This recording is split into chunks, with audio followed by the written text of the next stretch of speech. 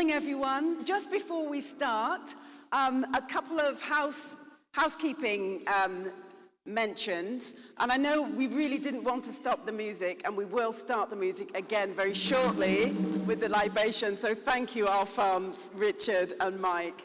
Wonderful music, thank you. So we're here for the launch of the One Bristol curriculum, and we do have people online. We will have more people here today, but we understand that because of COVID, we have to be social distance. There can't be more than 4 people at a table. If you want to wear your masks, obviously, we would encourage you to wear your masks, but please do not fill up the spaces. We are social distanced, and we can't jeopardize that. So the council have kindly given us this privilege, this hall, to use for this event. So social distancing absolutely rules today. So thank you to the council for allowing us to be here. And they wouldn't give it to anyone. So we are very, very privileged and lucky.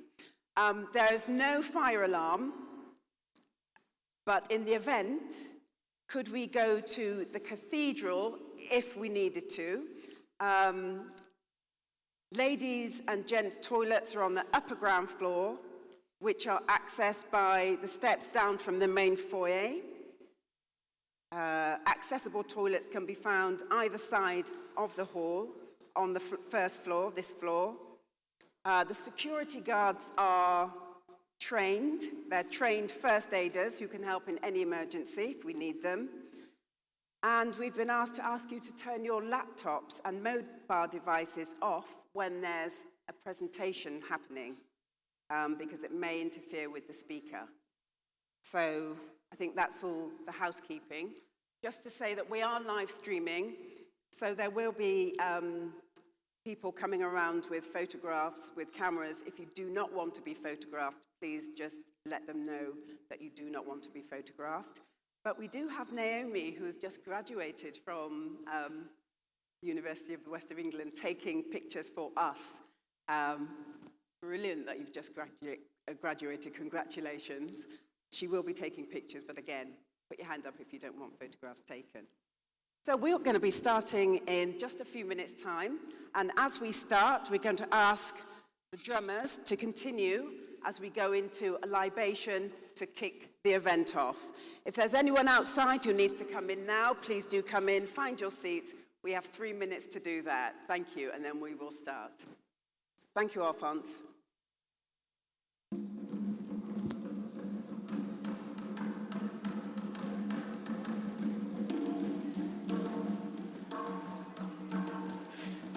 Don't want to embarrass you.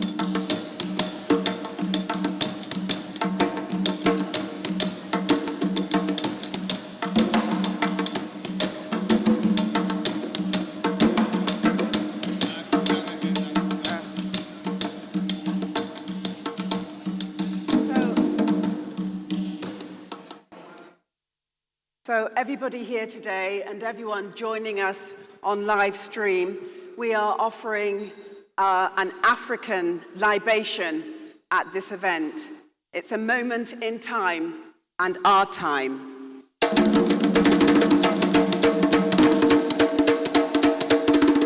We are closing the gaps in education. We are changing the narrative. And in this libation, we wish for understanding and open-mindedness.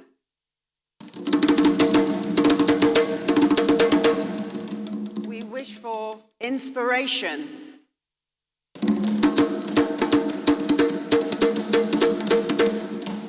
We wish for confidence to talk truth. We wish for a new way of listening.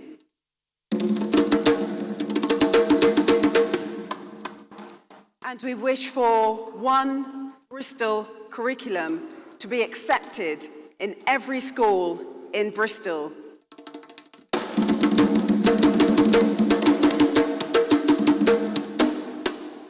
And we wish that it is respected and sustained for the benefit of all our children in Bristol.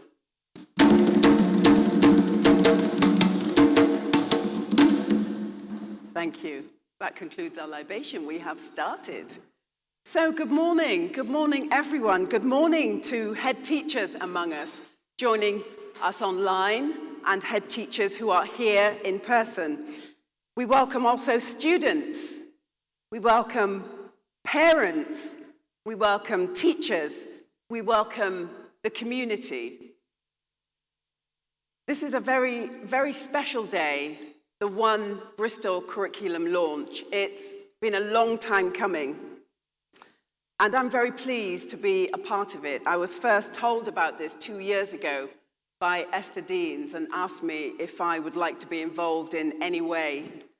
Immediately, of course, I said yes. It was the wrong time for me to put both feet in, but here we are 2 years on, and I've got both feet in.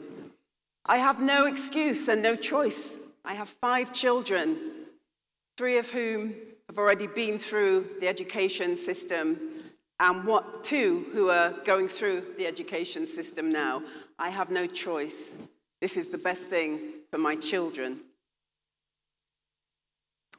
So, One Bristol curriculum, like I say, a long time coming, and we all have our education stories, don't we? And some of those will be shared today. Now, many of us have been involved in educational initiatives over the years, and we're going back years. And I'm not saying that things haven't happened, because things have happened, and some things have worked, but it's short-term. It's funding specific, which isn't fair. We're talking about the education of all our children. And some children are failing, while some children are achieving. And that's not fair either. We need achievement with all our children. But what I want to say is that inch by inch is a cinch. You know, the more we do, the more we will achieve. And everything that's gone before is valid. Everything that is going now is valid. And everything that we do in the future is valid. So it is getting better for our children. But we are all responsible for that. Parents, we are responsible. Head teachers, you are responsible. Young people, yourselves, you have to take responsibility. And teachers in the classroom, you are responsible. It's all of us. We're all in this together. But I have to say, this one seems a bit different. The One Bristol curriculum seems different. A school curriculum that reflects me and represents me, that's different. Children have to realize that, and they will. And the different thing is that we're talking about infiltration at every age, every stage, and in every subject. Now that's something. So this morning we'll hear about what the One Bristol curriculum is, how it works, and where we go from here. But first of all, I would like to ask our Mayor of Bristol, to come up to address us online and here, fresh from COP26. Can I invite Mayor Marvin Rees to come and open the event for us today? Thank you, Marvin. Thanks, Marvin.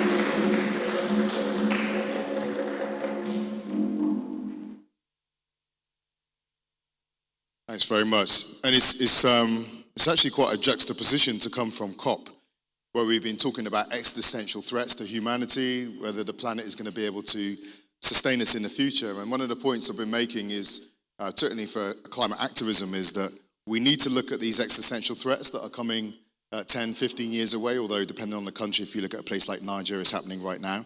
But also people are struggling today. And some people's existential threat, as we've experienced recently with the murder in Bristol, is happening on our streets right now. So we have to address the immediate injustices that are going on right now. Let me start just by giving some thanks, because that's the most important thing to do. And that is to Cognitive Paths and the Race Equality and Education Group, who've really picked this up and made this real, taking it from idea to something that's going to be real in our schools and by extension in the lives of our young people. I was asked to say a little bit about my experience in school, and it's timely because I happened to be on the phone the other morning to Pastor Vieira, I think it's Bishop Vieira now, from Tudor Road. And we ended up talking about Jeanette Vieira, his wife. So when I was at St. George, I wasn't allowed to go to, it got to a point where I wasn't allowed to go to chemistry and computer studies anymore. Teacher just said, don't come back. That was at the end of my fourth year. So I was dropped for that final year of GCSEs. And I used to go during my chemistry lesson to see Miss Vieira. And we'd sit in a room next to the science lab. And she would just talk with me. And we'd just talk. And she'd say, what's going on for you, Marvin? What's happening in your life?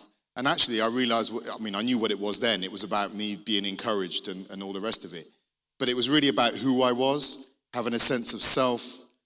She could see that as a young mixed-race kid growing up in 1980s Bristol, in the middle of all this tension that we experienced, I was a lost kid. And so what I was experiencing at the time was a lack of narrative in me. I was terrified of failing. A lot of my school reports would say, Marvin, you have a lot of ability, but you're not doing any work. That's why your grades are so poor.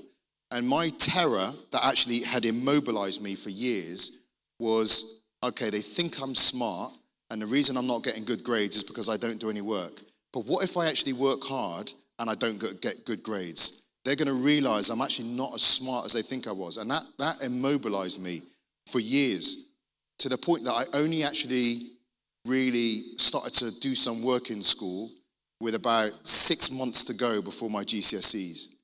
Because I sat in my bedroom one night after a school teacher wrote a report, and I realized, and I made the balance of risk, and I realized that if I work hard and they find out I'm not as smart as they think I am, that's a risk.